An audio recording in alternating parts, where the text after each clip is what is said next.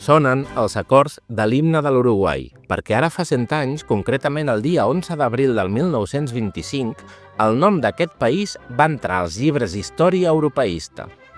En aquella data es va disputar el primer d'un total de 5 partits amistosos al llarg de l'any, amb un equip amb aires olímpics, el Nacional de Montevideo, club que es trobava de gira pel continent europeu. Nacionales, tricolores, bolsilludos. Cuadro mío, te dedico esta canción. Vos sos pueblo, sos amor, sos esperanza. Y estás siempre dentro de mi corazón. Fundat l'any 1899, el Nacional és considerat un dels equips de futbol més importants d'Uruguai.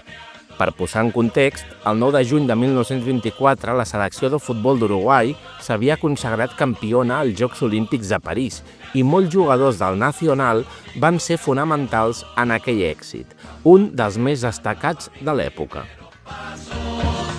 Y tu nombre no sabía pronunciar.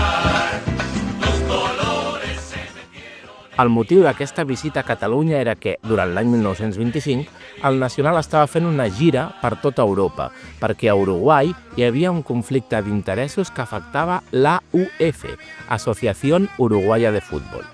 Aquest motiu i la fita de les Olimpíades de París va motivar el Club de Montevideo a realitzar aquesta gira per donar a conèixer al públic europeu l'estil de joc característic dels campions olímpics.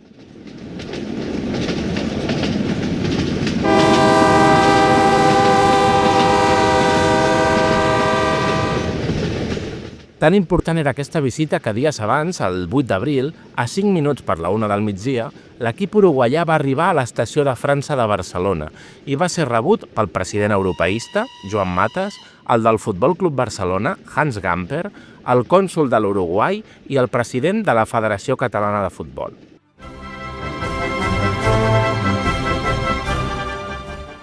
D'aquests 5 partits contra l'Europa, 3 es van disputar durant el mes d'abril i els altres 2 al juliol. Cal destacar que 2 dels partits van ser jugats contra el Nacional amb un combinat de jugadors de l'Europa i el Futbol Club Barcelona i que el primer de tots ells era farcit de reserves dels 2 equips, tant de l'Europa com del Nacional. Els resultats van ser victòria per 1-0 en el primer partit el dia 11 d'abril, amb força jugadors poc habituals a cada bàndol, també victòria en el combinat entre Europa i Barça del 13 d'abril, a les Corts i davant 50.000 espectadors, empat 3 dies després entre l'Europa i Nacional, i després els 2 partits finals ja al mes de juliol, amb victòria 1-0 per l'Europa el dia 5 i una clara derrota per 0-4 el dia 12 en el darrer partit on l'Europa va tornar a jugar combinat amb el Futbol Club Barcelona. Aquella gira de l'equip d'Uruguai va quedar en el record de tots els europeistes a l'època i va suposar la primera comparativa entre el futbol del vell continent i el sud-americà. No van ser els únics amistosos internacionals del club brasilenc, ni tampoc els únics contra equips de gran prestigi mundial, però aquest serà material per una altra història.